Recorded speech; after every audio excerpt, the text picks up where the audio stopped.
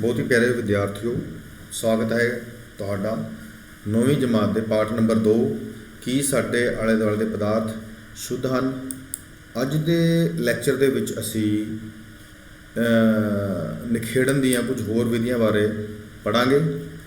ठीक है, सब तो पहले जी विधि है वो उस विधि राही उस विधि को बोलते हैं आप कशीदन विधि। ठीक है, इस कशीदन विधि के राही असी दो घुलनशील द्रवां ਨੂੰ ਉਹਨਾਂ ਦੇ ਮਿਸ਼ਰਣਾਂ ਵਿੱਚੋਂ ਵੱਖ-ਵੱਖ ਕਰ ਸਕਦੇ ਹਾਂ। ਵੀ ਦੋ ਘੁਲਣਸ਼ੀਲ ਜਿਹੜੇ ਇਹ ਦੋ ਦਰਵ ਜਿਹੜੇ ਆਪਸ ਵਿੱਚ ਘੁਲ ਜਾਂਦੇ ਨੇ ਉਹਨਾਂ ਨੂੰ ਅਲੱਗ-ਅਲੱਗ ਕਰਨ ਲਈ ਅਸੀਂ ਕਿਹੜੀ ਵਿਧੀ ਦੀ ਵਰਤੋਂ ਕਰਦੇ ਹਾਂ ਬਈ ਕਸ਼ੀਦਨ ਵਿਧੀ ਦੀ। ਹੁਣ ਕਸ਼ੀਦਨ ਵਿਧੀ ਕੀ ਹੁੰਦੀ ਹੈ ਇਹਦੇ ਬਾਰੇ ਵੀ ਆਪਾਂ ਗੱਲ ਕਰਾਂਗੇ। ਠੀਕ ਹੈ, ਤੇ ਘੁਲਣਸ਼ੀਲ ਦਰਵ ਜਿਵੇਂ ਤੁਹਾਨੂੰ ਮੈਂ ਗੱਲ ਕਰਨਾ ਘੁਲਣਸ਼ੀਲ ਦਰਵ ਕਿਹੜੇ ਹੋ ਗਏ, ਜਿਵੇਂ ਪਾਣੀ ਦੇ ਵਿੱਚ ਐਸੀਟੋਨ ਨੂੰ ਘੋਲ ਦਈਏ, ਪਾਣੀ ਵਿੱਚ ਐਸੀਟੋਨ ਨੂੰ ਘੋਲ ਦਈਏ ਤੇ ਉਹਨਾਂ ਨੂੰ ਵੱਖ ਕਰਨ ਲਈ ਅਸੀਂ ਕਸ਼ੀਦਨ ਵਿਧੀ ਦੀ ਵਰਤੋਂ ਕਰਦੇ ਹਾਂ। ਕਸ਼ੀਦਨ ਵਿਧੀ ਹੁੰਦੀ ਕੀ ਹੈ ਆਪਾਂ ਦੇਖਦੇ ਹਾਂ। ਕਸ਼ੀਦਨ ਵਿਧੀ ਇੱਕ ਮਿੰਟ ਜਰਾ ਆਪਾਂ ਅਗਲੀ ਸਲਾਈਡ ਦੇ ਵੱਲ ਚੱਲਦੇ ਹਾਂ। ਕਸ਼ੀਦਨ ਵਿਧੀ ਦੇਖੋ, ਉਬਾਲ ਦਰਜਿਆਂ ਦੇ ਵਿੱਚ ਅੰਤਰ ਦੇ ਆਧਾਰ ਤੇ ਭਿੰਨ ਦਰਵਾਂ ਨੂੰ ਉਹਨਾਂ ਦੇ ਮਿਸ਼ਰਣਾਂ ਵਿੱਚੋਂ ਨਿਖੇੜਨ ਦੀ ਵਿਧੀ ਨੂੰ ਕਸ਼ੀਦਨ ਵਿਧੀ ਕਿਹਾ ਜਾਂਦਾ ਹੈ। ਉਬਾਲ ਦਰਜਿਆਂ ਵਿੱਚ ਅੰਤਰ ਯਾਨੀ ਕਿ ਅਲੱਗ-ਅਲੱਗ ਜਿਹੜੇ ਅੰਸ਼ ਨੇ ਉਹ ਅਲੱਗ-ਅਲੱਗ ਉਹਨਾਂ ਦੇ ਉਬਾਲ ਦਰਜੇ ਹੁੰਦੇ ਨੇ। ਅਲੱਗ-ਅਲੱਗ ਉਬਾਲ ਦਰਜਿਆਂ ਦੇ ਆਧਾਰ 'ਤੇ ਉਹ ਪਹਿਲਾਂ ਜਾਂ ਬਾਅਦ ਵਿੱਚ ਵਾਸ਼ਪੀਕ੍ਰਿਤ ਹੁੰਦੇ ਨੇ। ਇਸ ਆਧਾਰ 'ਤੇ ਹੀ ਅਸੀਂ ਉਹਨਾਂ ਨੂੰ ਵੱਖ ਕਰ ਸਕਦੇ ਹਾਂ ਅਤੇ ਅਜਿਹੀ ਵਿਧੀ ਨੂੰ ਬੋਲਦੇ ਹਾਂ ਕਸ਼ੀਦਨ ਵਿਧੀ। ਅਤੇ ਕਸ਼ੀਦਨ ਵਿਧੀ ਦੀ ਉਦੋਂ ਵਰਤੋਂ ਕਰਦੇ ਹਾਂ ਜਦੋਂ ਇਹਨਾਂ ਦੇ ਉਬਾਲ ਦਰਜਿਆਂ ਦੇ ਵਿੱਚ ਅੰਤਰ 25 ਕੈਲਵਿਨ ਤੋਂ ਵੱਧ ਹੋਵੇ। ਠੀਕ ਹੈ, ਜੇ 25 ਕੈਲਵਿਨ ਤੋਂ ਵੱਧ ਹੈਗਾ ਤਾਂ ਆਪਾਂ ਸਧਾਰਨ ਕਸ਼ੀਦਨ ਵਿਧੀ ਦੀ ਵਰਤੋਂ ਕਰਦੇ ਹਾਂ। ਜੇ 25 ਡਿਗਰੀ ਤੋਂ ਘੱਟ ਹੈਗਾ ਤਾਂ ਫਿਰ ਅਸੀਂ ਅੰਸ਼ਕ ਕਸ਼ੀਦਨ ਵਿਧੀ ਦੀ ਵਰਤੋਂ ਕਰਦੇ ਹਾਂ। ਪਾਣੀ ਅਤੇ ਐਸੀਟੋਨ ਦੇ ਮਿਸ਼ਰਣ ਨੂੰ ਅਸੀਂ ਨਿਖੇੜਨ ਲਈ ਸਧਾਰਨ ਕਸ਼ੀਦਨ ਵਿਧੀ ਦੀ ਵਰਤੋਂ ਕਰਦੇ ਹਾਂ। ਪੈਟਰੋਲੀਅਮ ਦੀਆਂ ਉਪਜਾਂ ਤੋਂ ਉਹਨਾਂ ਦੇ ਵੱਖ-ਵੱਖ ਘਟਕਾਂ ਨੂੰ ਵੱਖ ਕਰਨ ਲਈ ਅਸੀਂ ਅੰਸ਼ਕ ਕਸ਼ੀਦਨ ਵਿਧੀ ਦੀ ਵਰਤੋਂ ਕਰਦੇ ਹਾਂ। ਹੁਣ ਆਪਾਂ ਸਮਝਦੇ ਹਾਂ ਪਹਿਲਾਂ ਕਸ਼ੀਦਨ ਵਿਧੀ। ਆਹ ਦੇਖੋ, ਦੋ ਘੁਲਣਸ਼ੀਲ ਦਰਵਾਂ ਦੇ ਮਿਸ਼ਰਣ ਨੂੰ ਨਿਖੇੜਨਾ। ਦੋ ਜੇ ਘੁਲਣਸ਼ੀਲ ਦਰਵ ਹੋਣਗੇ ਉਹਨਾਂ ਨੂੰ ਨਿਖੇੜਨ ਲਈ ਅਸੀਂ ਕਸ਼ੀਦਨ ਵਿਧੀ ਦੀ ਵਰਤੋਂ ਕਰਦੇ ਹਾਂ। ਹੁਣ ਉਦਾਹਰਨ ਦੇ ਤੌਰ 'ਤੇ ਸਾਨੂੰ ਦੋ ਚੀਜ਼ਾਂ ਦਾ ਮਿਸ਼ਰਣ ਦਿੱਤਾ ਹੋਇਆ, ਇੱਕ ਹੈਗਾ ਪਾਣੀ ਅਤੇ ਨੰਬਰ 2 ਹੈਗਾ ਵੀ ਐਸੀਟੋਨ। ਪਾਣੀ ਅਤੇ ਐਸੀਟੋਨ ਨੂੰ ਵੱਖ-ਵੱਖ ਕਰਨ ਲਈ ਅਸੀਂ ਕਸ਼ੀਦਨ ਵਿਧੀ ਦੀ ਵਰਤੋਂ ਕਰਦੇ ਹਾਂ। ਇਹਦੇ ਲਈ ਇਹ ਸੈਟਅਪ ਲਗਾਇਆ ਗਿਆ। ਦੇਖੋ ਤੁਹਾਡੇ ਸਾਹਮਣੇ ਇਹ ਸਟੈਂਡ ਹੈ। ਠੀਕ ਹੈ ਜੀ, ਇਹ ਟਰਾਈਪੋਡ ਸਟੈਂਡ ਹੈ ਜਿਹਦੇ ਨੀਚੇ ਬਰਨਰ ਚੱਲ ਰਿਹਾ ਅਤੇ ਫਲਾਸਕ ਹੈ, ਕਸ਼ੀਦਨ ਫਲਾਸਕ ਬੋਲਦੇ ਹਾਂ। ਇਹਦੇ ਵਿੱਚ ਥਰਮਾਮੀਟਰ ਲਗਾਇਆ ਹੋਇਆ ਹੈ। ਇੱਧਰਲੇ ਪਾਸੇ ਕੰਡੈਂਸਰ ਹੈ ਅਤੇ ਇੱਧਰ ਬੀਕਰ ਦੇ ਵਿੱਚ ਅਸੀਂ ਪਦਾਰਥ ਨੂੰ ਇਕੱਠਾ ਕਰ ਲੈਂਦੇ ਹਾਂ ਜਿਹੜਾ ਪਹਿਲਾਂ ਉਬਲਦਾ ਹੈ। ਹੁਣ ਆਪਾਂ ਨੇ ਇਸ ਫਲਾਸਕ ਦੇ ਵਿੱਚ ਕੀ ਲੈਣਾ ਜੀ, ਇਸ ਫਲਾਸਕ ਦੇ ਵਿੱਚ ਜਿਹੜਾ ਮਿਸ਼ਰਣ ਦਿੱਤਾ ਹੋਇਆ, ਜਿਵੇਂ ਮੰਨ ਲਓ ਪਾਣੀ ਅਤੇ ਐਸੀਟੋਨ ਦਾ ਮਿਸ਼ਰਣ ਸਾਨੂੰ ਦਿੱਤਾ ਹੋਇਆ। ਪਾਣੀ ਅਤੇ ਐਸੀਟੋਨ ਨੂੰ ਅਸੀਂ ਵੱਖ-ਵੱਖ ਕਰਨਾ ਹੈ, ਨਿਖੇੜਨਾ ਹੈ, ਤਾਂ ਉਸ ਮਿਸ਼ਰਣ ਨੂੰ ਆਪਾਂ ਨੇ ਇਸ ਫਲਾਸਕ ਦੇ ਵਿੱਚ ਲੈ ਲੈਣਾ ਅਤੇ ਨੀਚੇ ਤੋਂ ਗਰਮ ਕਰਨਾ ਸ਼ੁਰੂ ਕਰ ਦੇਣਾ। ਨਾਲ ਹੀ ਨਾਲ ਥਰਮਾਮੀਟਰ ਦੇ ਵਿੱਚ ਰੀਡਿੰਗ ਵੀ ਨੋਟ ਕਰਨੀ ਹੈ। ਜਦੋਂ ਤੁਸੀਂ ਇਸ ਨੂੰ ਗਰਮ ਕਰਨਾ ਸ਼ੁਰੂ ਕਰਦੇ ਹੋ, ਜਿਹੜਾ ਐਸੀਟੋਨ ਹੈ ਉਸਦਾ ਉਬਾਲ ਦਰਜਾ ਪਾਣੀ ਦੇ ਉਬਾਲ ਦਰਜੇ ਤੋਂ ਘੱਟ ਹੁੰਦਾ ਹੈ। ਉਹਦਾ ਪਾਣੀ ਉਬਾਲ ਦਰਜਾ ਘੱਟ ਹੋਣ ਕਰਕੇ ਉਹ ਪਹਿਲਾਂ ਵਾਸ਼ਪੀਕ੍ਰਿਤ ਹੁੰਦਾ ਹੈ ਅਤੇ ਉਹਦੇ ਵਾਸ਼ਪ ਬਣ ਕੇ ਇੱਥੇ ਉੱਪਰ ਉੱਠਣਾ ਸ਼ੁਰੂ ਹੋ ਜਾਂਦੇ ਨੇ। ਉਹਦੇ ਐਸੀਟੋਨ ਦੇ ਜਿਹੜੇ ਵਾਸ਼ਪ ਨੇ ਜਦੋਂ ਇੱਥੇ ਉੱਠ ਰਹੇ ਨੇ ਅਤੇ ਫਿਰ ਉਹ ਇਹਦੇ ਕੰਡੈਂਸਰ ਦੇ ਵਿੱਚੋਂ ਗੁਜ਼ਰਦੇ ਨੇ। ਇਸ ਕੰਡੈਂਸਰ ਦੇ ਵਿੱਚੋਂ ਦੇ ਵਿੱਚ ਕਿਆ ਹੁੰਦਾ ਵੀ ਇੱਥੇ ਇਹਨੂੰ ਠੰਡਾ ਕਰਨ ਲਈ ਕੰਡੈਂਸਰ ਲਗਾਇਆ ਹੁੰਦਾ। ਇਹਦੇ ਵਿੱਚੋਂ ਠੰਡਾ ਪਾਣੀ ਆਪਾਂ ਅੰਦਰ ਭੇਜਦੇ ਹਾਂ ਅਤੇ ਇਸ ਨਿਕਾਸ ਨਲੀ ਦੇ ਆਲੇ ਦੁਆਲੇ ਠੰਡਕ ਕਰ ਦਿੱਤੀ ਜਾਂਦੀ ਹੈ। ਉਸ ਠੰਡਕ ਦੇ ਕਾਰਨ ਜਿਹੜੇ ਐਸੀਟੋਨ ਦੇ ਵਾਸ਼ਪ ਇਹਦੇ ਵਿੱਚ ਆ ਰਹੇ ਸੀਗੇ ਉਹ ਠੰਡੇ ਹੋ ਜਾਂਦੇ ਨੇ। ਠੰਡੇ ਹੋ ਕੇ ਉਹ ਪਾਣੀ ਦੀਆਂ ਐਸੀਟੋਨ ਦੀਆਂ ਬੂੰਦਾਂ ਦੇ ਵਿੱਚ ਬਦਲ ਜਾਂਦੇ ਹਨ। ਕੰਡੈਂਸੇਸ਼ਨ ਹੋ ਜਾਂਦੀ ਹੈ ਉਹਨਾਂ ਦੀ, ਯਾਨੀ ਕਿ ਵਾਸ਼ਪਾਂ ਦੀ ਕੀ ਹੋ ਜਾਂਦੀ ਹੈ, ਕੰਡੈਂਸੇਸ਼ਨ ਹੋ ਜਾਂਦੀ ਹੈ ਅਤੇ ਉਹ ਇੱਥੇ ਮਿਲ ਕੇ ਐਸੀਟੋਨ ਦੀਆਂ ਬੂੰਦਾਂ ਦੇ ਰੂਪ ਵਿੱਚ ਇੱਥੇ ਇਕੱਠਾ ਹੋਣਾ ਸ਼ੁਰੂ ਹੋ ਜਾਂਦਾ ਹੈ। ਅਤੇ ਇਸ ਤਰ੍ਹਾਂ ਅਸੀਂ ਪਾਣੀ ਅਤੇ ਐਸੀਟੋਨ ਦੇ ਮਿਸ਼ਰਣ ਨੂੰ ਵੱਖ-ਵੱਖ ਕਰ ਸਕਦੇ ਹਾਂ। ਇਸ ਫਲਾਸਕ ਦੇ ਵਿੱਚ, ਇਸ ਬੀਕਰ ਦੇ ਵਿੱਚ ਐਸੀਟੋਨ ਇਕੱਠਾ ਹੋ ਜਾਂਦਾ ਅਤੇ ਪਿੱਛੇ ਇੱਥੇ ਪਾਣੀ ਬਚ ਜਾਂਦਾ ਹੈ। ਅਤੇ ਇਹ ਸੀ ਕਸ਼ੀਦਨ ਵਿਧੀ। ਹੁਣ ਆਪਾਂ ਗੱਲ ਕਰ ਰਹੇ ਸੀ ਵੀ ਜੇਕਰ ਅੰਸ਼ਾਂ ਦੇ ਵਿੱਚ ਦੋ ਵਸਤੂਆਂ ਨੂੰ ਆਪਾਂ ਨੇ ਨਿਖੇੜਨਾ ਹੈ, ਦੋ ਤੋਂ ਵੱਧ ਵਸਤੂਆਂ ਨੂੰ ਨਿਖੇੜਨਾ ਹੈ, ਜੇਕਰ ਉਹਨਾਂ ਦੇ ਉਬਾਲ ਦਰਜਿਆਂ ਵਿੱਚ ਜਿਹੜਾ ਅੰਤਰ ਹੈ 25 ਕੈਲਵਿਨ ਤੋਂ ਘੱਟ ਹੋਏਗਾ ਤਾਂ ਅਸੀਂ ਅੰਸ਼ਕ ਕਸ਼ੀਦਨ ਯਾਨੀ ਕਿ ਪ੍ਰਭਾਜੀ ਕਸ਼ੀਦਨ ਦੀ ਵਰਤੋਂ ਕਰਦੇ ਹਾਂ। ਬਸ ਇਹਦੇ ਵਿੱਚ ਅੰਤਰ ਇਹੀ ਹੈ ਵੀ ਇਹ ਜਿਹੜੀ ਫਲਾਸਕ ਹੈ ਇਹਦੇ ਉੱਪਰ ਇੱਕ ਫ੍ਰੈਕਸ਼ਨਲ ਕਾਲਮ ਪ੍ਰਭਾਜੀ ਕਾਲਮ ਲੱਗਿਆ ਹੁੰਦਾ ਹੈ। ਠੀਕ ਹੈ ਜੀ, ਇਹ ਟਾਵਰ ਜਿਹਾ ਲੱਗਿਆ ਹੁੰਦਾ ਇਹਦੇ ਉੱਪਰ ਜਿਹਦੇ ਵਿੱਚ ਕੱਚ ਦੀਆਂ ਗੋਲੀਆਂ ਹੁੰਦੀਆਂ ਨੇ। ਠੀਕ ਹੈ, ਅਤੇ ਇਹਨਾਂ ਦਾ ਮੇਨ ਕੱਚ ਦੀਆਂ ਗੋਲੀਆਂ ਦਾ ਕੀ ਕੰਮ ਹੁੰਦਾ ਵੀ ਕੰਡੈਂਸੇਸ਼ਨ ਕਰਨਾ ਵੀ। ਠੀਕ ਹੈ, ਅਤੇ ਹੁਣ ਇਹਦੇ ਵਿੱਚ ਆਪਾਂ ਮਿਸ਼ਰਣ ਲੈ ਲੈਂਦੇ ਹਾਂ ਸਾਰਾ, ਜਿਹਨੂੰ ਆਪਾਂ ਨੇ ਵੱਖ-ਵੱਖ ਕਰਨਾ ਹੈ। ਜਿਵੇਂ ਪੈਟਰੋਲੀਅਮ ਦਾ ਮਿਸ਼ਰਣ ਹੈ, ਜੋ ਵੀ ਕੁਛ ਵੀ ਹੈਗਾ ਉਹਨੂੰ ਆਪਾਂ ਨੇ ਇੱਥੇ ਲੈ ਲੈਣਾ ਤੇ ਫਿਰ ਉਹਦਾ ਉਹ ਅਲੱਗ-ਅਲੱਗ ਉਬਾਲ ਦਰਜੇ ਹੋਣ ਕਰਕੇ ਜਿਸ ਦਾ ਸਭ ਉਬਾਲ ਦਰਜਾ ਸਭ ਤੋਂ ਘੱਟ ਹੈ ਉਹ ਪਹਿਲਾਂ ਵਾਸ਼ਪੀਕ੍ਰਿਤ ਹੋ ਕੇ ਇੱਥੇ ਚਲਾ ਜਾਂਦਾ ਹੈ ਤੇ ਉਹਨੂੰ ਅਲੱਗ-ਅਲੱਗ ਉਚਾਈ ਤੇ ਅਲੱਗ-ਅਲੱਗ ਜਗ੍ਹਾ ਨੂੰ ਇਕੱਠਾ ਕਰ ਲਿਆ ਜਾਂਦਾ ਹੈ। ਤੇ ਇਹ ਹੈਗਾ ਸੀਗਾ ਫ੍ਰੈਕਸ਼ਨਲ ਡਿਸਟਿਲੇਸ਼ਨ ਪ੍ਰਭਾਜੀ ਕਸ਼ੀਦਨ। ਤੇ ਹੁਣ ਆਪਾਂ ਅੱਗੇ ਚੱਲਦੇ ਹਾਂ ਅਗਲੀ ਸਲਾਈਡ ਤੇ। ਹੁਣ ਦੇਖੋ ਇਹਦੇ ਵਿੱਚ ਕੀ ਹੈ, ਹਵਾ ਵਿੱਚੋਂ ਭਿੰਨ-ਭਿੰਨ ਗੈਸਾਂ ਨੂੰ ਵੱਖ ਕਰਨਾ। ਹਵਾ ਵਿੱਚੋਂ ਭਿੰਨ-ਭਿੰਨ ਗੈਸਾਂ ਨੂੰ ਵੱਖ ਕਰਨ ਲਈ ਵੀ ਅਸੀਂ ਅੰਸ਼ਕ ਕਸ਼ੀਦਨ ਜਾਂ ਪ੍ਰਭਾਜੀ ਕਸ਼ੀਦਨ ਵਿਧੀ ਦੀ ਵਰਤੋਂ ਕਰਦੇ ਹਾਂ। ਠੀਕ ਹੈ, ਹੁਣ ਜਿਵੇਂ ਸਭ ਨੂੰ ਆਪਾਂ ਨੂੰ ਅੱਜ ਕੱਲ੍ਹ ਪਤਾ ਹੈ ਵੀ ਕਰੋਨਾ ਕਾਲ ਚੱਲ ਰਿਹਾ ਹੈ ਤੇ ਇਹਦੇ ਵਿੱਚ ਬਹੁਤ ਸਾਰੇ ਜਿਹੜੇ ਪੇਸ਼ੈਂਟਸ ਨੇ ਉਹਨਾਂ ਦੀ ਮੌਤ ਆਕਸੀਜਨ ਨਾ ਮਿਲਣ ਕਰਕੇ ਹੋ ਰਹੀ ਹੈ। ਹੁਣ ਆਕਸੀਜਨ ਆਉਂਦੀ ਕਿੱਥੋਂ ਹੈ? ਹਵਾ ਤੋਂ ਆਉਂਦੀ ਹੈ। ਹਵਾ ਤੋਂ ਆਕਸੀਜਨ ਨੂੰ ਵੱਖ ਕਰਨ ਦੀ ਵਿਧੀ ਜਿਹੜੀ ਹੈਗੀ ਉਹ ਅੰਸ਼ਕ ਕਸ਼ੀਦਨ ਵਿਧੀ ਹੈਗੀ ਹੈ। ਅੰਸ਼ਕ ਕਸ਼ੀਦਨ ਰਾਹੀਂ ਉਹ ਵਿਧੀ ਰਾਹੀਂ ਆਪਾਂ ਉਸਨੂੰ ਹਵਾ ਤੋਂ ਆਕਸੀਜਨ ਨੂੰ ਵੱਖ ਕਰ ਸਕਦੇ ਹਾਂ, ਜਿਹੜੀ ਬਹੁਤ ਸਾਰੇ ਰੋਗੀਆਂ ਦੀ, ਜਿਹੜੇ ਕੋਵਿਡ ਦੇ ਰੋਗੀ ਨੇ ਉਹਨਾਂ ਦੀ ਜਾਨ ਨੂੰ ਬਚਾ ਸਕਦੀ ਹੈ, ਕਰੋਨਾ ਦੇ ਰੋਗੀਆਂ ਦੀ ਜਾਨ ਨੂੰ ਬਚਾ ਸਕਦੀ ਹੈ। ਇਹਦੇ ਲਈ ਬੜੇ ਵੱਡੇ ਹਸਪੀਟਲਸ ਦੇ ਵਿੱਚ ਪਲਾਂਟ ਲੱਗਿਆ ਹੁੰਦਾ ਹੈ। ਜਿਵੇਂ ਇਹਦੇ ਵਿੱਚ ਪਲਾਂਟ ਦਾ ਇੱਕ ਛੋਟਾ ਜਿਹਾ ਰੂਪ ਦਿਖਾਇਆ ਗਿਆ। ਇਹ ਪਲਾਂਟ ਐਵੇਂ ਦਾ ਪਲਾਂਟ ਲੱਗਿਆ ਹੁੰਦਾ ਹੈ ਹਸਪੀਟਲਸ ਦੇ ਵਿੱਚ, ਜਿਹਦੇ ਵਿੱਚ ਆਕਸੀਜਨ ਬਣਦੀ ਹੈ, ਆਕਸੀਜਨ ਨੂੰ ਨਿਖੇੜਿਆ ਜਾਂਦਾ ਹਵਾ ਦੇ ਵਿੱਚੋਂ। ਤੇ ਇਹਦੇ ਲਈ ਅਸੀਂ ਕੀ ਕਰਦੇ ਹਾਂ, ਸਭ ਤੋਂ ਪਹਿਲਾਂ ਹਵਾ ਨੂੰ ਇੱਥੇ ਇਹਦੇ ਰਾਹੀਂ ਫਿਲਟਰ ਕੀਤਾ ਜਾਂਦਾ ਹੈ ਤਾਂ ਕਿ ਇਹਦੇ ਵਿੱਚ ਧੂੜ ਕਣ ਵਗੈਰਾ ਸਾਰੇ ਨਿਕਲ ਜਾਣ ਤੇ ਫਿਰ ਫਿਲਟਰ ਕਰਕੇ ਛਾਣ ਕੇ ਹਵਾ ਨੂੰ ਇੱਥੇ ਭੇਜਦੇ ਹਾਂ। ਇੱਥੇ ਨਿਪੀੜਿਆ ਜਾਂਦਾ ਹੈ ਤੇ ਫਿਰ ਥੋੜ੍ਹੀ ਗਰਮ ਜਿਹੀ ਹਵਾ ਹੁੰਦੀ ਹੈ ਤੇ ਇਸ ਨੂੰ ਇਸ ਪਾਈਪ ਰਾਹੀਂ ਇੱਥੇ ਇਹਦੇ ਵਿੱਚ ਇਸ ਕਾਲਮ ਦੇ ਵਿੱਚ ਭੇਜ ਦਿੰਦੇ ਹਾਂ। ਤੇ ਇਸ ਪਾਈਪ ਰਾਹੀਂ ਇਹਦੇ ਵਿੱਚ ਬਹੁਤ ਠੰਡਾ ਪਾਣੀ, ਬਰਫ਼ ਵਰਗਾ ਪਾਣੀ ਜਿਹੜਾ ਹੈ ਵੀ ਇਹ ਲਗਭਗ 0 ਡਿਗਰੀ ਸੈਂਟੀਗ੍ਰੇਡ ਤੇ ਬਰਫ਼ ਵਰਗਾ ਪਾਣੀ ਹੁੰਦਾ, ਇੱਥੇ ਇਹਦੇ ਭੇਜਦੇ ਹਾਂ ਤਾਂ ਕਿ ਜਿਹੜੀ ਗਰਮ ਹਵਾ ਆਈ ਹੈ ਇਸ ਨੂੰ ਠੰਡਾ ਕੀਤਾ ਜਾ ਸਕੇ। ਤੇ ਨਾਲ ਹੀ ਨਾਲ ਇਸ ਹਵਾ ਨੂੰ ਨਿਪੀੜਿਆ ਜਾਂਦਾ ਹੈ। ਨਿਪੀੜਨ ਨਾਲ ਕਿਆ ਹੁੰਦਾ ਵੀ ਇਹਦੇ ਵਿੱਚ ਜਿਹੜੇ ਜਲ ਵਾਸ਼ਪ ਹਵਾ ਦੇ ਵਿੱਚ ਉਹ ਵੀ ਇਹਦੇ ਵਿੱਚੋਂ ਨਿਪੀੜਨ ਕਰਕੇ ਜਲ ਯਾਨੀ ਕਿ ਪਾਣੀ ਦੇ ਵਿੱਚ ਬਲ ਜਾਂਦੇ ਨੇ ਤੇ ਇੱਥੇ ਇਕੱਠਾ ਹੋ ਜਾਂਦਾ। ਯਾਨੀ ਕਿ ਸਭ ਤੋਂ ਪਹਿਲਾਂ ਹਵਾ ਦੇ ਵਿੱਚੋਂ ਆਪਾਂ ਨੇ ਧੂੜ ਕਣ ਤੇ ਜਲ ਵਾਸ਼ਪਾਂ ਨੂੰ ਵੱਖ ਕੀਤਾ ਤੇ ਫਿਰ ਇਹ ਨਿਪੀੜਿਤ ਕੀਤੀ ਹੋਈ ਹਵਾ, ਠੰਡੀ ਨਿਪੀੜਿਤ ਕੀਤੀ ਹੋਈ ਹਵਾ ਨੂੰ ਅਗਲੇ ਕਾਲਮ ਵਿੱਚ ਭੇਜਦੇ ਹਾਂ ਤੇ ਇੱਥੇ ਇਹਦੇ ਵਿੱਚੋਂ ਕਾਰਬਨ ਡਾਈਆਕਸਾਈਡ ਗੈਸ ਬਾਹਰ ਨਿਕਲ ਜਾਂਦੀ ਹੈ ਸੁੱਕੀ ਬਰਫ਼ ਦੇ ਰੂਪ ਵਿੱਚ। ਸੁੱਕੀ ਬਰਫ਼ ਕੀ ਹੁੰਦੀ ਹੈ? ਪਹਿਲਾਂ ਵੀ ਆਪਾਂ ਨੇ ਪੜ੍ਹਿਆ ਸੀਗਾ, ਠੋਸ ਕਾਰਬਨ ਡਾਈਆਕਸਾਈਡ ਨੂੰ ਸੁੱਕੀ ਬਰਫ਼ ਕਹਿੰਦੇ ਆ ਤੇ ਇੱਥੇ ਕਾਰਬਨ ਡਾਈਆਕਸਾਈਡ ਗੈਸ ਵੀ ਵੱਖ ਹੋ ਜਾਂਦੀ ਹੈ। ਫਿਰ ਇਹ ਜਿਹੜੀ ਠੰਡੀ ਤੇ ਨਿਪੀੜਿਤ ਕੀਤੀ ਹੋਈ ਹਵਾ ਨੂੰ ਆਪਾਂ ਬਾਰ-ਬਾਰ ਨਿਪੀੜਦੇ ਹਾਂ ਤੇ ਠੰਡਾ ਕਰਦੇ ਹਾਂ ਤੇ ਉਸਨੂੰ ਉਹਦਾ ਫੈਲਣ ਦਿੰਦੇ ਹਾਂ ਤੇ ਜਿਹਦੇ ਨਾਲ ਕੀ ਹੁੰਦਾ, ਹਰੇਕ ਸਟੈਪ ਤੇ ਉਹ ਹਵਾ ਜਿਹੜੀ ਹੈ ਵੀ ਹੋਰ ਠੰਡੀ ਹੁੰਦੀ ਚਲੀ ਜਾਂਦੀ ਹੈ ਤੇ ਅਲਟੀਮੇਟਲੀ ਨਿਪੀੜਿਤ ਕੀਤੀ ਹੋਈ ਹਵਾ ਫਿਰ ਦਰਵ ਰੂਪ ਦੇ ਵਿੱਚ ਬਦਲ ਜਾਂਦੀ ਹੈ। ਫਿਰ ਇਹ ਦਰਵ ਰੂਪ ਨੂੰ ਫਿਰ ਅਸੀਂ ਉਸਨੂੰ ਅਸੀਂ ਫ੍ਰੈਕਸ਼ਨਲ ਡਿਸਟਿਲੇਸ਼ਨ ਜਾਂ ਅੰਸ਼ਕ ਕਸ਼ੀਦਨ ਉਹਦਾ ਕਰਦੇ ਹਾਂ। ਅੰਸ਼ਕ ਕਸ਼ੀਦਨ ਕਰਨ ਦੇ ਨਾਲ ਸਭ ਤੋਂ ਘੱਟ ਜਿਹੜਾ ਉਬਾਲ ਦਰਜਾ ਹੁੰਦਾ ਹੈ ਨਾਈਟ੍ਰੋਜਨ ਦਾ ਹੁੰਦਾ ਹੈ। ਸਭ ਤੋਂ ਪਹਿਲਾਂ ਕੀ ਹੁੰਦਾ ਵੀ ਨਾਈਟ੍ਰੋਜਨ ਜਿਹੜੀ ਹੈਗੀ ਜਿਸ ਦਾ ਉਬਾਲ ਦਰਜਾ -196 ਡਿਗਰੀ ਹੈਗਾ, -196 ਡਿਗਰੀ ਸੈਲਸੀਅਸ ਹੋਣ ਕਰਕੇ ਉਹ ਸਭ ਤੋਂ ਪਹਿਲਾਂ ਵਾਸ਼ਪਾਂ ਦੇ ਵਿੱਚ ਬਦਲਦੀ ਹੈ ਤੇ ਉਹ ਇਸ ਕਾਲਮ ਦੇ ਵਿੱਚ ਬਾਹਰ ਨਿਕਲ ਜਾਂਦੀ ਹੈ। ਫਿਰ ਉਸ ਤੋਂ ਬਾਅਦ ਨੰਬਰ 2 ਤੇ ਉਸ ਤੋਂ ਘੱਟ ਤਾਪਮਾਨ ਜਿਹੜਾ ਹੈ ਕਿਸ ਦਾ ਬਈ ਆਰਗਨ ਦਾ ਹੈਗਾ, ਜਿਹਦਾ -186 ਹੈ ਤੇ ਫਿਰ ਉਹ ਆਰਗਨ ਨਿਕਲਦੀ ਹੈ ਤੇ ਅੰਤ ਵਿੱਚ ਪਿੱਛੇ ਬਚ ਜਾਂਦੀ ਹੈ ਦਰਵਿਤ ਆਕਸੀਜਨ ਗੈਸ। ਅੰਤ ਵਿੱਚ ਉਹ -183 ਤੇ ਉਬਾਲ ਦਰਜਾ ਹੈਗਾ ਵੀ ਉਹ ਉਬਲਦੀ ਹੈ ਤੇ ਉਹ ਦਰਵਿਤ ਆਕਸੀਜਨ ਗੈਸ ਬਚ ਜਾਂਦੀ ਹੈ। ਇਸ ਤਰ੍ਹਾਂ ਸਾਡੇ ਕੋਲ ਲਿਕੁਇਡ ਆਕਸੀਜਨ ਗੈਸ ਜਿਹੜੀ ਹੈ ਪ੍ਰਾਪਤ ਹੋ ਜਾਂਦੀ ਹੈ। ਪੇਸ਼ੈਂਟਸ ਨੂੰ ਦੇਣ ਤੋਂ ਪਹਿਲਾਂ ਹੋਰ ਇਹਦੇ ਵਿੱਚ ਇਹਨੂੰ ਬਹੁਤ ਸ਼ੁੱਧ ਰੂਪ ਵਿੱਚ ਇਹਨੂੰ ਬਦਲਿਆ ਜਾਂਦਾ ਹੈ, ਬਿਲਕੁਲ ਸ਼ੁੱਧ ਰੂਪ ਆਕਸੀਜਨ ਦਾ ਪੇਸ਼ੈਂਟਸ ਨੂੰ ਦਿੱਤਾ ਜਾਂਦਾ ਹੈ। ਕਰੋਨਾ ਦੇ ਪੇਸ਼ੈਂਟਸ ਹੋਣ, ਚਾਹੇ ਕੋਈ ਵੀ ਆਪਰੇਸ਼ਨ ਵਗੈਰਾ ਹੋਏ ਜਾਂ ਕੋਈ ਵੀ ਪੇਸ਼ੈਂਟ ਹੋਏ ਜਿਹਨੂੰ ਆਕਸੀਜਨ ਦੀ ਜ਼ਰੂਰਤ ਹੈਗੀ ਆ, ਉਹਨਾਂ ਨੂੰ ਫਿਰ ਇਹ ਆਕਸੀਜਨ ਸਪਲਾਈ ਕੀਤੀ ਜਾਂਦੀ ਹੈ ਜਾਂ ਪਾਈਪ ਰਾਹੀਂ ਜਾਂ ਆਕਸੀਜਨ ਦੇ ਸਿਲੰਡਰਸ ਵਗੈਰਾ ਨੇ ਜਿਹੜੇ ਵੀ ਉਹ ਆਉਂਦੇ ਨੇ ਉਹਨਾਂ ਰਾਹੀਂ ਆਕਸੀਜਨ ਸਪਲਾਈ ਕੀਤੀ ਜਾਂਦੀ ਹੈ। ਤੇ ਯਾਨੀ ਕਿ ਹਵਾ ਤੋਂ ਆਕਸੀਜਨ ਪ੍ਰਾਪਤ ਕਰਨ ਲਈ ਵੀ ਅਸੀਂ ਕਿਹੜੀ ਵਿਧੀ ਦੀ ਵਰਤੋਂ ਕਰਦੇ ਹਾਂ? ਅੰਸ਼ਕ ਕਸ਼ੀਦਨ ਵਿਧੀ ਦੀ ਵਰਤੋਂ ਕਰਦੇ ਹਾਂ, ਫ੍ਰੈਕਸ਼ਨਲ ਡਿਸਟਿਲੇਸ਼ਨ ਦੀ ਵਰਤੋਂ ਕਰਦੇ ਹਾਂ। ਹੁਣ ਅਗਲਾ ਜਿਹੜਾ ਟੌਪਿਕ ਹੈਗਾ ਸਾਡਾ ਵੀ ਉਹ ਕਿਸੇ ਨਮੂਨੇ ਵਿੱਚੋਂ ਸ਼ੁੱਧ ਕਾਪਰ ਸਲਫੇਟ ਪ੍ਰਾਪਤ ਕਿਵੇਂ ਕਰ ਸਕਦੇ ਹਾਂ ਅਸੀਂ। ਹੁਣ ਸ਼ੁੱਧ ਕਾਪਰ ਪ੍ਰਾਪਤ ਇੱਕ ਕ੍ਰਿਸਟਲੀਕਰਨ, ਸਭ ਤੋਂ ਇਹਦਾ ਆਨਸਰ ਹੈਗਾ ਕਿ ਕ੍ਰਿਸਟਲੀਕਰਨ ਵਿਧੀ ਦੀ ਵਰਤੋਂ ਕਰਕੇ ਅਸੀਂ ਸ਼ੁੱਧ ਕਾਪਰ ਸਲਫੇਟ ਪ੍ਰਾਪਤ ਕਰ ਸਕਦੇ ਹਾਂ। ਸ਼ੁੱਧ ਪ੍ਰਾਪਤ ਕਰਨ ਲਈ ਅਸੀਂ ਠੋਸ ਸ਼ੁੱਧ ਪਦਾਰਥ ਪ੍ਰਾਪਤ ਕਰਨ ਲਈ ਅਸੀਂ ਕ੍ਰਿਸਟਲੀਕਰਨ ਵਿਧੀ ਦੀ ਵਰਤੋਂ ਕਰਦੇ ਹਾਂ। ਇਸੇ ਵਿਧੀ ਰਾਹੀਂ ਅਸੀਂ ਸਮੁੰਦਰਾਂ ਦੇ ਪਾਣੀ ਤੋਂ ਨਮਕ ਦੇ ਵਿੱਚ ਜਿਹੜੀ ਅਸ਼ੁੱਧੀਆਂ ਨੇ ਉਹਨਾਂ ਨੂੰ ਦੂਰ ਕਰਦੇ ਹਾਂ ਤੇ ਉਸ ਨੂੰ ਕ੍ਰਿਸਟਲਾਂ ਦੇ ਰੂਪ ਵਿੱਚ ਇਕੱਠਾ ਕਰ ਲੈਂਦੇ ਹਾਂ। ਠੀਕ ਹੈ, ਤੇ ਇਸ ਵਿਧੀ ਰਾਹੀਂ ਸ਼ੁੱਧ ਪਦਾਰਥ ਕ੍ਰਿਸਟਲਾਂ ਦੇ ਰੂਪ ਵਿੱਚ ਇਕੱਠਾ ਹੋ ਜਾਂਦਾ ਹੈ। ਆਓ ਆਪਾਂ ਹੁਣ ਕਾਪਰ ਸਲਫੇਟ ਦੀ ਕ੍ਰਿਸਟਲੀਕਰਨ ਵਿਧੀ ਨੂੰ ਸਮਝਦੇ ਹਾਂ ਇਹ ਡਾਇਗਰਾਮਸ ਦੇ ਰਾਹੀਂ।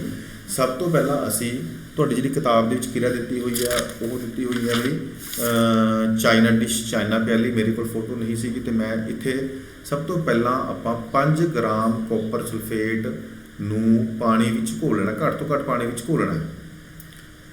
ਠੀਕ ਹੈ ਜੀ, ਪਾਣੀ ਵਿੱਚ ਘੋਲਣ ਤੋਂ ਬਾਅਦ ਉਸ ਨੂੰ ਫਿਰ ਆਪਾਂ ਨੇ ਫਿਲਟਰ ਕਰ ਲੈਣਾ। ਜਿਹੜੀ ਅਸ਼ੁੱਧੀਆਂ ਵਗੈਰਾ ਨੇ ਜੋ ਕੁਝ ਨਿਕਲ ਜਾਣਗੀਆਂ ਫਿਲਟਰ ਕਰ ਲੈਣਾ। ਫਿਲਟਰ ਕਰਨ ਤੋਂ ਬਾਅਦ ਉਸ ਨੂੰ ਆਪਾਂ ਨੇ ਗਰਮ ਕਰਨਾ ਹੈ। ਉਦੋਂ ਤੱਕ ਗਰਮ ਕਰਨਾ ਹੈ ਜਦੋਂ ਤੱਕ ਉਸਦਾ ਜਿਹੜਾ 1/3 ਜਿਹੜਾ ਪਾਣੀ ਮਤਲਬ ਸੋਲਿਊਸ਼ਨ ਹੈ ਉਹ ਬਾਕੀ ਨਾ ਬਚ ਜਾਵੇ। ਉਹ ਜਿਹੜਾ ਫਿਰ 1/3 ਸੋਲਿਊਸ਼ਨ ਬਚ ਗਿਆ ਉਸ ਨੂੰ ਅਸੀਂ ਇਸ ਪੈਟਰੀ ਡਿਸ਼ ਦੇ ਵਿੱਚ ਰੱਖ ਦਿੰਦੇ ਹਾਂ ਠੰਡਾ ਹੋਣ ਲਈ। ਤੁਸੀਂ ਮਤਲਬ ਇੱਕ ਦਿਨ ਲਈ ਇਸਨੂੰ ਲਗਭਗ ਇਹਨੂੰ ਪਿਆ ਰਹਿਣ ਦਿਓ ਸੋਲਿਊਸ਼ਨ, ਅਤੇ ਅਗਲੇ ਦਿਨ ਤੁਸੀਂ ਜਦੋਂ ਆ ਕੇ ਵੇਖੋਗੇ ਤਾਂ ਉਹਦੇ ਵਿੱਚ ਇਸ ਤਰ੍ਹਾਂ ਦੇ ਕ੍ਰਿਸਟਲ ਜਿਹੜੇ ਨੇ ਕਾਪਰ ਸਲਫੇਟ ਦੇ ਬਣੇ ਹੋਏ ਤੁਹਾਨੂੰ ਦਿਖਾਈ ਦੇਣਗੇ। ਆਹ ਦੇਖੋ ਕ੍ਰਿਸਟਲ ਬਣੇ ਹੋਏ ਨੇ, ਕ੍ਰਿਸਟਲਸ ਨੇ ਕਾਪਰ ਸਲਫੇਟ ਦੇ, ਤੇ ਇਹਨੂੰ ਆਮ ਭਾਸ਼ਾ ਵਿੱਚ ਆਪਾਂ ਨੀਲਾ ਥੋਥਾ ਵੀ ਕਹਿ ਦਿੰਦੇ ਹਾਂ। ਅਤੇ ਇਹ ਜਿਹੜੇ ਕ੍ਰਿਸਟਲਸ ਨੇ ਸ਼ੁੱਧ ਕਾਪਰ ਸਲਫੇਟ ਦੇ ਕ੍ਰਿਸਟਲ ਹੋ ਜਾਂਦੇ ਨੇ। ਠੀਕ ਹੈ ਜੀ, ਅਤੇ ਇਸ ਤਰ੍ਹਾਂ ਅਸੀਂ ਸ਼ੁੱਧ ਕਾਪਰ ਸਲਫੇਟ ਦੇ ਕ੍ਰਿਸਟਲ ਪ੍ਰਾਪਤ ਕਰ ਸਕਦੇ ਹਾਂ ਕ੍ਰਿਸਟਲੀਕਰਨ ਵਿਧੀ ਰਾਹੀਂ। ਇਸੇ ਤਰ੍ਹਾਂ ਸਮੁੰਦਰਾਂ ਤੋਂ ਜਿਹੜਾ ਨਮਕ ਹੈ ਉਹ ਆਪਾਂ ਸਭ ਤੋਂ ਪਹਿਲਾਂ ਸਮੁੰਦਰ ਦੇ ਕੰਢੇ 'ਤੇ ਵੱਡੀਆਂ ਵੱਡੀਆਂ ਕਿਆਰੀਆਂ ਬਣਾ ਕੇ ਉਹਨਾਂ ਵਿੱਚ ਪਾਣੀ ਇਕੱਠਾ ਕੀਤਾ ਜਾਂਦਾ, ਸਮੁੰਦਰੀ ਪਾਣੀ, ਅਤੇ ਉਹ ਫਿਰ ਉਹਦਾ ਵਾਸ਼ਪੀਕਰਨ ਹੋ ਕੇ ਉਹਦੇ ਵਿੱਚ ਨਮਕ ਬਾਕੀ ਬਚਦਾ। ਫਿਰ ਉਸਦੀ ਬਾਰ-ਬਾਰ ਕ੍ਰਿਸਟਲਾਈਜੇਸ਼ਨ ਕਰਕੇ ਉਹਦੇ ਵਿੱਚੋਂ ਅਸ਼ੁੱਧੀਆਂ ਨੂੰ ਫਿਰ ਉਸਨੂੰ ਪਾਣੀ ਵਿੱਚ ਘੋਲ ਕੇ ਛਾਣ ਕੇ ਅਤੇ ਫਿਰ ਉਹਦੇ ਜੋ ਅਸ਼ੁੱਧੀਆਂ ਵਗੈਰਾ ਨੂੰ ਬਾਰ-ਬਾਰ ਕੱਢਿਆ ਜਾਂਦਾ। ਅਤੇ ਇਸ ਤਰ੍ਹਾਂ ਜੋ ਸਾਡੇ ਕੋਲ ਫਿਰ ਜਿਹੜਾ ਨਮਕ ਪਹੁੰਚਦਾ ਹੈ ਉਹ ਬਿਲਕੁਲ ਸ਼ੁੱਧ ਰੂਪ ਦੇ ਵਿੱਚ ਸਾਡੇ ਕੋਲ ਨਮਕ ਪਹੁੰਚਦਾ ਹੈ। ਨਮਕ ਦੇ ਬਿਲਕੁਲ ਦਾਣੇ ਮੀਨਸ ਕ੍ਰਿਸਟਲਸ ਜਿਹੜੇ ਨੇ ਸਾਡੇ ਕੋਲ ਉਹ ਪਹੁੰਚਦੇ ਹਨ। ਅਤੇ ਇਹ ਸੀ ਕ੍ਰਿਸਟਲੀਕਰਨ ਵਿਧੀ। ਅਤੇ ਆਓ ਅੱਗੇ ਇਸ ਦੇ ਨਾਲ ਕੁਝ ਸੰਬੰਧਿਤ ਆਪਾਂ ਕੁਝ ਪ੍ਰਸ਼ਨ ਕਰਦੇ ਹਾਂ। ਤੁਹਾਡੀ ਕਿਤਾਬ ਦੇ ਵਿੱਚ ਦਿੱਤੇ ਹੋਏ ਨੇ। ਸਭ ਤੋਂ ਪਹਿਲਾ ਪ੍ਰਸ਼ਨ ਹੈ, ਪੈਟਰੋਲ ਅਤੇ ਮਿੱਟੀ ਦਾ ਤੇਲ ਜੋ ਕਿ ਆਪਸ ਵਿੱਚ ਘੁਲਣਸ਼ੀਲ ਹਨ ਦੇ ਮਿਸ਼ਰਣ ਨੂੰ ਤੁਸੀਂ ਕਿਵੇਂ ਨਿਖੇੜੋਗੇ? ਪੈਟਰੋਲ ਅਤੇ ਪਾਣੀ ਦੇ ਤੇਲ ਦੇ ਵਿੱਚ ਉਬਾਲ ਦਰਜੇ ਵਿੱਚ 25 ਡਿਗਰੀ ਤੋਂ ਵੱਧ ਦਾ ਅੰਤਰ ਹੈ। ਦੇਖੋ ਵੀ ਜੇਕਰ 25 ਡਿਗਰੀ ਤੋਂ ਵੱਧ ਦਾ ਅੰਤਰ ਹੈ ਤਾਂ ਅਸੀਂ ਪ੍ਰਸ਼ਿੱਦਨ ਵਿਧੀ ਰਾਹੀਂ ਹੀ ਇਹਨਾਂ ਨੂੰ ਵੱਖ ਕਰ ਸਕਦੇ ਹਾਂ। ਜੇ ਪਰ ਜੇ ਇਹ ਅੰਤਰ 25 ਕੈਲਵਿਨ ਤੋਂ ਘੱਟ ਹੁੰਦਾ ਤਾਂ ਸਾਨੂੰ ਫਿਰ ਅੰਸ਼ਕ ਪ੍ਰਸ਼ਿੱਦਨ ਵਿਧੀ ਯਾਨੀ ਕਿ ਫ੍ਰੈਕਸ਼ਨਲ ਡਿਸਟਿਲੇਸ਼ਨ ਦੀ ਵਰਤੋਂ ਕਰਨੀ ਪੈਣੀ ਸੀ। ਇੱਥੇ ਜਿਹੜਾ ਤਾਪਮਾਨ ਦੇ ਵਿੱਚ ਅੰਤਰ ਹੈ 25 ਡਿਗਰੀ ਸੈਂਟੀਗ੍ਰੇਡ ਤੋਂ ਵੱਧ ਹੈ, ਅਤੇ ਇਸ ਲਈ ਅਸੀਂ ਸਧਾਰਨ ਪ੍ਰਸ਼ਿੱਦਨ ਵਿਧੀ ਦੀ ਵਰਤੋਂ ਕਰਕੇ ਇਹਨਾਂ ਨੂੰ ਵੱਖ-ਵੱਖ ਕਰ ਸਕਦੇ ਹਾਂ।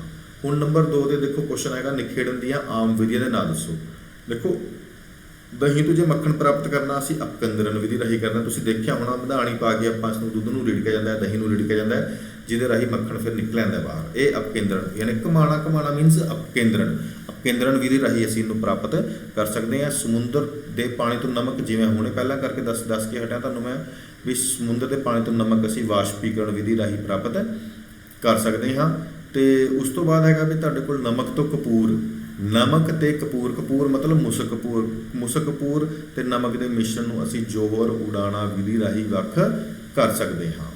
ਕ੍ਰਿਸਟਲੀਕਰਨ ਵਿਧੀ ਦੇ ਨਾਲ ਕਿਸ ਤਰ੍ਹਾਂ ਦੇ ਮਿਸ਼ਰਣਾਂ ਦਾ ਨਿਖੇੜਨ ਕੀਤਾ ਜਾਂਦਾ ਹੈ? ਦੇਖੋ ਸ਼ੁੱਧ ਠੋਸ ਪਦਾਰਥ ਪ੍ਰਾਪਤ ਕਰਨ ਲਈ, ਸ਼ੁੱਧ ਠੋਸ ਕ੍ਰਿਸਟਲ ਪ੍ਰਾਪਤ ਕਰਨ ਲਈ ਅਸੀਂ ਕ੍ਰਿਸਟਲੀਕਰਨ ਵਿਧੀ ਦੀ ਵਰਤੋਂ ਕਰਦੇ ਹਾਂ। ਚਲੋ ਬੱਚਿਓ, ਹੁਣ ਮੇਰੇ ਮੁਤਾਬਿਕ ਤੁਸੀਂ ਹੁਣ ਤੱਕ ਤੁਹਾਨੂੰ ਗੱਲਾਂ ਸਮਝ ਆ ਗਈਆਂ ਹੋਣੀਆਂ। ਅਗਲੀ ਆਪਾਂ ਗੱਲ 'ਤੇ ਚੱਲਦੇ ਹਾਂ। ਅਗਲੇ ਹੈਗੇ ਨੇ ਭੌਤਿਕ ਅਤੇ ਰਸਾਇਣਿਕ ਪਰਿਵਰਤਨ। ਭੌਤਿਕ ਅਤੇ ਰਸਾਇਣਿਕ ਪਰਿਵਰਤਨ ਦੀ ਅਗਰ ਆਪਾਂ ਗੱਲ ਕਰੀਏ ਤਾਂ ਇਹ ਬਹੁਤ ਤੁਸੀਂ ਛੋਟੀ ਕਲਾਸਿਸ ਤੋਂ ਪੜ੍ਹਦੇ ਆ ਰਹੇ ਹੋ ਵੀ ਭੌਤਿਕ ਅਤੇ ਰਸਾਇਣਿਕ ਪਰਿਵਰਤਨ 6ਵੀਂ ਤੋਂ 5ਵੀਂ ਤੋਂ ਮੇਰੇ ਖਿਆਲ ਤੋਂ ਸ਼ੁਰੂ ਹੋ ਜਾਂਦੇ ਨੇ।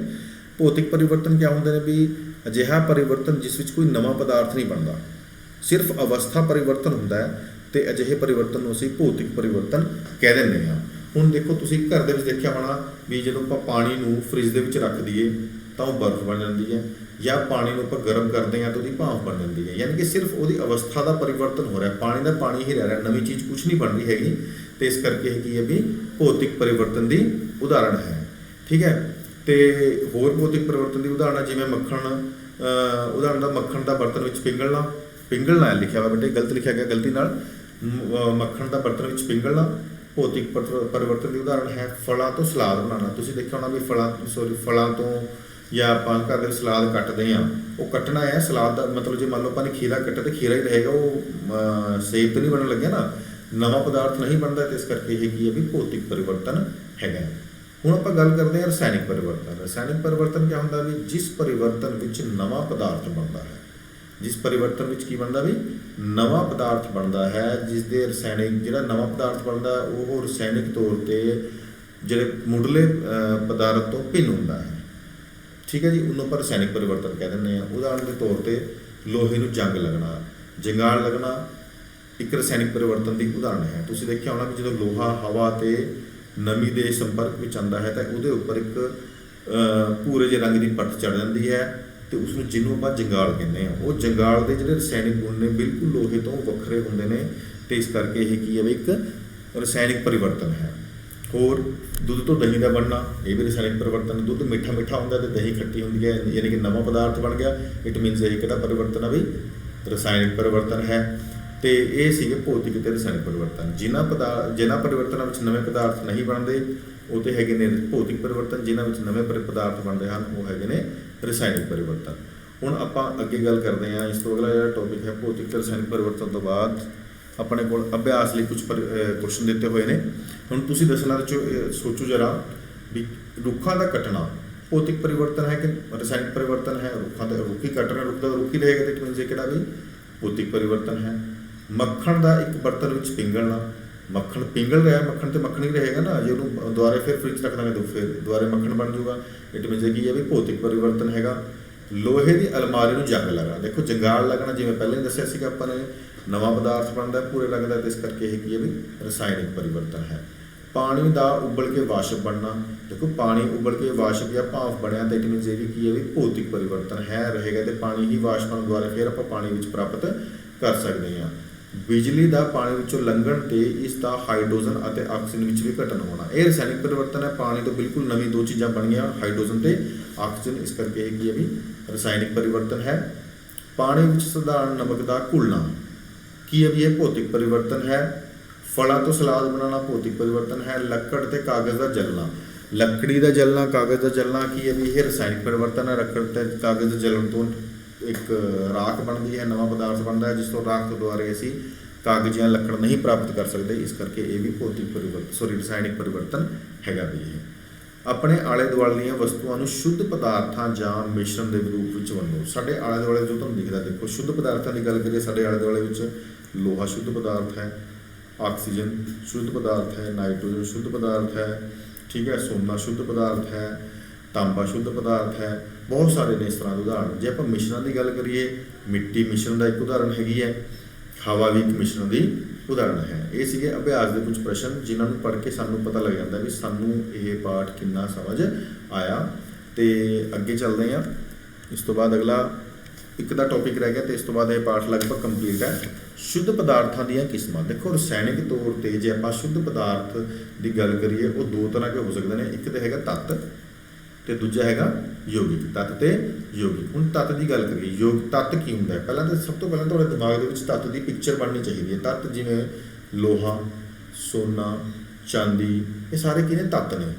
ਤੱਤ ਪਦਾਰਥ ਦਾ ਉਹ ਮੂਲ ਰੂਪ ਹੈ ਜਿਸ ਨੂੰ ਰਸਾਇਣਿਕ ਪ੍ਰਕਿਰਿਆ ਨਾਲ ਹੋਰ ਪਦਾਰਥਾਂ ਵਿੱਚ ਵੰਡਿਆ ਨਹੀਂ ਜਾ ਸਕਦਾ।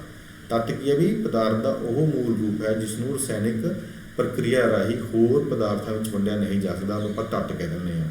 ਤੱਤ ਜਿਹੜੇ ਆਮ ਤੌਰ 'ਤੇ ਤਿੰਨ ਤਰ੍ਹਾਂ ਦੇ ਹੁੰਦੇ ਨੇ, ਧਾਤ, ਅਧਾਤ। ਅਧਾਤ ਹੈ ਬੇਟੇ, ਇਹ ਅਰਥਾਤ ਨਹੀਂ, ਅਧਾਤ। ਧਾਤ, ਅਧਾਤ ਅਤੇ ਉਪਧਾਤ। ਧਾਤਾਂ ਦੀ ਗੱਲ ਕਰੀਏ, ਸੋਨਾ ਚਾਂਦੀ ਧਾਤਾਂ ਨੇ, ਲੋਹਾ ਧਾਤ ਹੈਗੀ ਹੈ। ਅਧਾਤ ਦੀ ਗੱਲ ਕਰੀਏ, ਆਕਸੀਜਨ, ਨਾਈਟ੍ਰੋਜਨ ਅਧਾਤਾਂ ਨੇ। ਕਾਰਬਨ ਵੀ ਅਧਾਤ ਹੈਗੀ। ਉਪਧਾਤ ਜਰਮੇਨੀਅਮ, ਸਿਲੀਕੋਨ ਵਗੈਰਾ ਜਿਹੜੇ ਨੇ ਉਪਧਾਤਾਂ ਨੇ। ਇਹ ਸਾਰੇ ਕੀ ਨੇ ਵੀ ਉਪਧਾਤਾਂ ਮੀਨਸ ਮੈਟਾਲੋਇਡਸ, ਜਿਨ੍ਹਾਂ ਦੇ ਵਿੱਚ ਧਾਤਾਂ ਅਤੇ ਅਧਾਤਾਂ ਦੋਨਾਂ ਦੇ ਗੁਣ ਹੁੰਦੇ ਨੇ, ਉਹਨੂੰ ਉਪਧਾਤ ਬੋਲਦੇ ਹਾਂ। ਸਿਲੀਕੋਨ, ਜਰਮੇਨੀਅਮ, ਬੋਰੋਨ, ਇਹ ਸਾਰੇ ਕੀ ਨੇ ਵੀ ਉਪਧਾਤਾਂ ਨੇ। ਠੀਕ ਹੈ ਜੀ, ਇਹ ਸਾਰੇ ਸੀਗੇ ਵੀ ਤੱਤ। ਹੁਣ ਆਪਾਂ ਯੌਗਿਕ ਦੀ ਗੱਲ ਕਰਦੇ ਹਾਂ। ਯੌਗਿਕ ਕੀ ਹੁੰਦਾ? ਦੂਜਾ ਰੂਪ, ਸ਼ੁੱਧ ਰੂਪ। ਯੌਗਿਕ ਉਹ ਪਦਾਰਥ ਹੈ ਜੋ ਕਿ ਦੋ ਜਾਂ ਦੋ ਤੋਂ ਵੱਧ ਤੱਤਾਂ ਦੇ ਨਿਸ਼ਚਿਤ ਅਨੁਪਾਤ ਵਿੱਚ ਰਸਾਇਣਿਕ ਸੰਯੋਜਨ ਤੋਂ ਬਣਿਆ ਹੈ। ਦੋ ਜਾਂ ਦੋ ਤੋਂ ਵੱਧ ਤੱਤਾਂ ਦੇ ਨਿਸ਼ਚਿਤ ਅਨੁਪਾਤ ਵਿੱਚ ਰਸਾਇਣਿਕ ਸੰਯੋਜਨ ਦੇ ਕਾਰਨ ਬਣਿਆ ਹੈ। ਹੁਣ ਜਿਵੇਂ ਆਪਾਂ ਗੱਲ ਕਰਦੇ ਹਾਂ ਪਾਣੀ ਦੀ, ਪਾਣੀ ਵਿੱਚ ਦੋ ਤੱਤ ਹੁੰਦੇ ਨੇ, ਹਾਈਡਰੋਜਨ ਅਤੇ ਆਕਸੀਜਨ। ਕੀ ਹੁੰਦੇ ਨੇ ਵੀ? ਹਾਈਡਰੋਜਨ ਅਤੇ ਆਕਸੀਜਨ ਹੁੰਦੇ ਨੇ, ਦੋਨੇ ਖਾਸ ਅਨੁਪਾਤ ਵਿੱਚ ਮਿਲ ਕੇ ਪਾਣੀ ਬਣਾਉਂਦੇ ਨੇ, ਹਾਈਡਰੋਜਨ ਅਤੇ ਆਕਸੀਜਨ। ਤੇ ਇਸੇ ਤਰ੍ਹਾਂ ਤੱਤਾਂ ਦੀ ਆਪਾਂ ਜੇ ਗੱਲ ਸੌਰੀ ਯੋਗਿਕਾਂ ਦੀ ਉਦਾਹਰਣ ਕਰੀਏ, ਪਾਣੀ ਹੈ, ਕਾਰਬਨ ਡਾਈਆਕਸਾਈਡ ਦੀ ਯੋਗਿਤਾ ਦੀਆਂ ਉਦਾਹਰਨਾਂ ਨੇ। ਹੁਣ ਆਖਰੀ ਦੇ ਵਿੱਚ ਆਪਾਂ ਸਿਰਫ ਬਿਲਕੁਲ ਆਖਰ ਦੇ ਵਿੱਚ ਇੱਕ ਪ੍ਰਸ਼ਨ ਰਹਿ ਗਿਆ ਤੁਹਾਡਾ, ਇਹ ਪੇਪਰ ਦੇ ਵਿੱਚ ਬਹੁਤ ਵਾਰੀ ਆਉਂਦਾ ਹੈ ਵੀ ਮਿਸ਼ਰਣ ਤੇ ਯੋਗਿਕ ਵਿੱਚ ਕੀ ਅੰਤਰ ਹੁੰਦਾ ਹੈ। ਆਪਾਂ ਨੇ ਮਿਸ਼ਰਣ ਬਾਰੇ ਵੀ ਪਹਿਲਾਂ ਪੜ੍ਹ ਚੁੱਕੇ ਹਾਂ, ਯੋਗਿਕ ਬਾਰੇ ਹੁਣ ਜਸਟ ਆਪਾਂ ਨੇ ਪੜ੍ਹਿਆ ਹੈ। ਦੋਨਾਂ ਵਿੱਚ ਅੰਤਰ ਕੀ ਨੇ, ਯਾਦ ਰੱਖਣੇ ਨੇ। ਦੇਖੋ, 2 ਜਾਂ 2 ਤੋਂ ਵੱਧ ਤੱਤਾਂ ਜਾਂ ਯੋਗਿਕਾਂ ਨੂੰ ਕਿਸੇ ਵੀ ਅਨੁਪਾਤ ਵਿੱਚ ਮਿਲਾਉਣ ਤੇ ਜੋ ਚੀਜ਼ ਬਣਦੀ ਹੈ ਉਹਨੂੰ ਮਿਸ਼ਰਣ ਬੋਲਦੇ ਆਪਾਂ, ਠੀਕ ਹੈ। ਵੀ ਅਨੁਪਾਤ ਕੁਝ ਵੀ ਹੋ ਸਕਦਾ ਹੈ, ਠੀਕ ਹੈ। ਇਹ ਆਪਸ ਵਿੱਚ ਯੋਗੀ ਦਾ ਨਿਰਮਾਣ ਨਹੀਂ ਕਰਦੇ, ਬਸ ਕਿਸੇ ਵੀ ਅਨੁਪਾਤ ਵਿੱਚ ਮਿਲਾਉਣ ਤੇ ਜੋ ਚੀਜ਼ ਬਣਦਾ ਉਹਨੂੰ ਮਿਸ਼ਰਣ ਬੋਲਦੇ ਆ। 2 ਜਾਂ 2 ਤੋਂ ਵੱਧ ਤੱਤਾਂ ਨੂੰ ਕਿਸੇ ਖਾਸ ਅਨੁਪਾਤ ਵਿੱਚ ਮਿਲਾਵਾਂਗੇ ਤਾਂ ਯੋਗਿਕ ਬਣਦਾ। ਦੇਖੋ, ਜੇ ਕਿਸੇ ਵੀ ਅਨੁਪਾਤ ਵਿੱਚ ਮਿਲਾ ਰਹੇ ਹਾਂ ਤਾਂ ਫਿਰ ਮਿਸ਼ਰਣ ਹੈ, ਜੇ ਕਿਸੇ ਖਾਸ ਅਨੁਪਾਤ ਵਿੱਚ ਮਿਲਾਵਾਂਗੇ ਤਾਂ ਕੀ ਬਣ ਜੂਗਾ, ਯੋਗਿਕ ਬਣ ਜੂਗਾ। ਮਿਸ਼ਰਣ ਦੀ ਬਣਤਰ ਬਦਲਦੀ ਰਹਿੰਦੀ ਹੈ, ਮਿਸ਼ਰਣ ਦੀ ਬਣਤਰ ਬਦਲਦੀ ਰਹਿੰਦੀ ਹੈ, ਠੀਕ ਹੈ। ਜੇ ਤੁਸੀਂ ਜ਼ਿਆਦਾ ਪਾ ਦੋਗੇ, ਮੰਨ ਲਓ ਕਿ ਆਪਾਂ ਗੱਲ ਕਰਦੇ ਹਾਂ ਮਿਸ਼ਰਣ ਦੀ ਗੱਲ, ਆਪਾਂ ਨੇ ਪਹਿਲਾਂ ਵੀ ਬਹੁਤ ਵਾਰੀ ਕੀਤੀ ਹੈ। ਹਵਾ ਵੀ ਮਿਸ਼ਰਣ ਹੈ, ਆਟੇ ਵਿੱਚ ਨਮਕ ਪਾਤਾ ਤੇ ਉਹ ਵੀ ਮਿਸ਼ਰਣ ਹੈਗਾ। ਨਮਕ ਦੀ ਉਹਦੇ ਉਸ ਮਿਸ਼ਰਣ ਦੀ ਬਣਤਰ ਬਦਲਦੀ ਰਹਿ ਸਕਦੀ ਹੈ, ਪਰ ਯੋਗਿਕ ਦੇ ਵਿੱਚ ਬਣਤਰ ਹਮੇਸ਼ਾ ਸਥਾਈ ਰਹਿੰਦੀ ਹੈ। ਜੋ ਹੈ ਪਾਣੀ ਹੀ ਰਹੇਗਾ। ਇਹ ਨਹੀਂ ਹੈ ਵੀ H2O ਪਾਣੀ ਦਾ ਫਾਰਮੂਲਾ ਹੈ ਵੀ H3O ਬਣ ਜੂਗਾ, H2O ਹੀ ਪਾਣੀ ਰਹੂਗਾ। ਕਾਰਬਨ ਡਾਈਆਕਸਾਈਡ CO2 ਹੀ ਰਹੂਗੀ, CO3 ਨਹੀਂ ਬਣ ਸਕਦੀ। ਯਾਨੀ ਕਿ ਇਹਨਾਂ ਦੀ ਬਣਤਰ ਬਦਲ ਸਕਦੀ ਹੈ ਤੇ ਇਹਨਾਂ ਦੀ ਬਣਤਰ ਹਮੇਸ਼ਾ ਸਥਾਈ ਰਹਿੰਦੀ ਹੈ। ਮਿਸ਼ਰਣ ਉਸ ਵਿੱਚ ਮਿਲਣ ਵਾਲੇ ਘਟਕਾਂ ਦੇ ਗੁਣਾਂ ਨੂੰ ਦਰਸਾਉਂਦਾ ਹੈ। ਮਿਸ਼ਰਣ ਉਸ ਵਿੱਚ ਜਿਹੜੇ ਘਟਕ ਮਿਲ ਰਹੇ ਨੇ ਉਹਨਾਂ ਨੂੰ ਦਰਸਾਉਂਦਾ ਹੈ। ਐਗਜ਼ਾਮਪਲ ਦੇ ਤੌਰ 'ਤੇ ਜੇ ਆਪਾਂ ਗੱਲ ਕਰੀਏ, ਆਟੇ ਵਿੱਚ ਆਪਣੇ ਨਮਕ ਤੇ ਮਿਰਚ ਪਾਤਾ। ਹੁਣ ਜਦੋਂ ਤੁਸੀਂ ਆਟੇ ਦੀ ਰੋਟੀ ਬਣਾ ਕੇ ਖਾਓਗੇ, ਆਟੇ ਦਾ ਸਵਾਦ ਵੀ ਆਊਗਾ, ਨਮਕ ਦਾ ਸਵਾਦ ਵੀ ਆਊਗਾ, ਮਿਰਚ ਦਾ ਵੀ ਸਵਾਦ ਆਏਗਾ। ਯਾਨੀ ਕਿ ਉਹਦੇ ਜਿਹੜੇ ਘਟਕ ਨੇ, ਮਿਸ਼ਰਣ ਨੂੰ ਬਣਾਉਣ ਵਾਲੇ ਘਟਕ ਨੇ, ਉਹ ਸਭ ਨੂੰ ਦਰਸਾ ਰਿਹਾ ਹਾਂ ਵੀ ਇਹਦੇ 'ਚ ਨਮਕ ਵੀ ਹੈਗਾ ਤੇ ਮਿਰਚੀ ਵੀ ਹੈਗੀ ਹੈ ਤੇ ਆਟਾ ਵੀ ਹੈਗਾ। ਹੁਣ ਜੇ ਗੱਲ ਕਰੀਏ ਇਹ ਯੋਗਿਕ ਜਿਹੜਾ ਹੈ ਵੀ ਇਸਕੇ ਜਿਹੜੇ ਤੱਤਾਂ ਤੋਂ ਜਿਹੜੇ ਤੱਤਾਂ ਤੋਂ ਇਹ ਮਿਲ ਕੇ ਬਣਿਆ ਹੁੰਦਾ ਹੈ, ਉਹਨਾਂ ਦੇ ਗੁਣਾਂ ਤੋਂ ਇਸ ਯੋਗਿਕ ਦੇ ਗੁਣ ਬਿਲਕੁਲ ਵੱਖ ਹੁੰਦੇ ਨੇ। ਹੁਣ ਹਾਈਡਰੋਜਨ ਤੇ ਆਕਸੀਜਨ ਤੋਂ ਮਿਲ ਕੇ ਪਾਣੀ ਬਣਿਆ ਹੈ। ਪਾਣੀ ਦੇ ਜਿਹੜੇ ਗੁਣ ਨੇ ਹਾਈਡਰੋਜਨ ਅਤੇ ਆਕਸੀਜਨ ਦੋਨਾਂ ਤੋਂ ਹੀ ਵੱਖਰੇ ਹੁੰਦੇ ਹਨ, ਠੀਕ ਹੈ ਜੀ।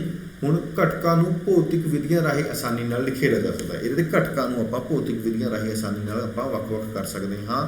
ਮਿਸ਼ਰਣ ਦੇ ਇੱਕ ਐਗਜ਼ਾਮਪਲ ਦਿੰਦੇ ਹਾਂ। ਸਪੋਜ਼ ਕਰੋ ਵੀ ਦਾਲ ਵਾਲੀ ਐਗਜ਼ਾਮਪਲ ਲੈ ਲੈਂਦੇ ਆਪਾਂ। ਦਾਲ ਦੇ ਵਿੱਚ ਕੰਕਰ ਹੁੰਦੇ ਨੇ, ਕੰਕਰਾਂ ਨੂੰ ਆਪਾਂ ਆਸਾਨੀ ਨਾਲ ਹੱਥ ਨਾਲ ਚੁੱਕ ਸਕਦੇ ਹਾਂ, ਆਸਾਨੀ ਨਾਲ ਵੱਖ ਕਰ ਸਕਦੇ ਹਾਂ ਇਹਦੇ ਅੰਸ਼ਾਂ ਨੂੰ, ਜਦੋਂ ਕਿ ਇਹਦੇ ਅੰਸ਼ਾਂ ਨੂੰ ਆਪਾਂ ਰਸਾਇਣਿਕ ਵਿਧੀ ਰਾਹੀਂ ਹੀ ਵੱਖ ਕਰ ਸਕਦੇ ਹਾਂ, ਭੌਤਿਕ ਵਿਧੀਆਂ ਰਾਹੀਂ ਵੱਖ ਨਹੀਂ ਕਰ ਸਕਦੇ। ਪਿਆਰੇ ਬੱਚੋ, ਇਹ ਸੀਗਾ ਤੁਹਾਡਾ ਕੰਪਲੀਟ ਪਾਠ ਨੰਬਰ 2 ਕਿ ਸਾਡੇ ਆਲੇ ਦੁਆਲੇ ਦੇ ਪਦਾਰਥ ਸ਼ੁੱਧ ਹਨ। ਤੇ ਜਲਦ ਹੀ ਤੁਹਾਡੇ ਸਾਹਮਣੇ ਕੁਝ ਹੋਰ ਪਾਠ 9ਵੀਂ ਦੇ 10ਵੀਂ ਦੇ ਲੈ ਕੇ ਹਾਜ਼ਰ ਹੋਵਾਂਗੇ। ਉਦੋਂ ਤੱਕ ਧੰਨਵਾਦ, ਬਾਏ।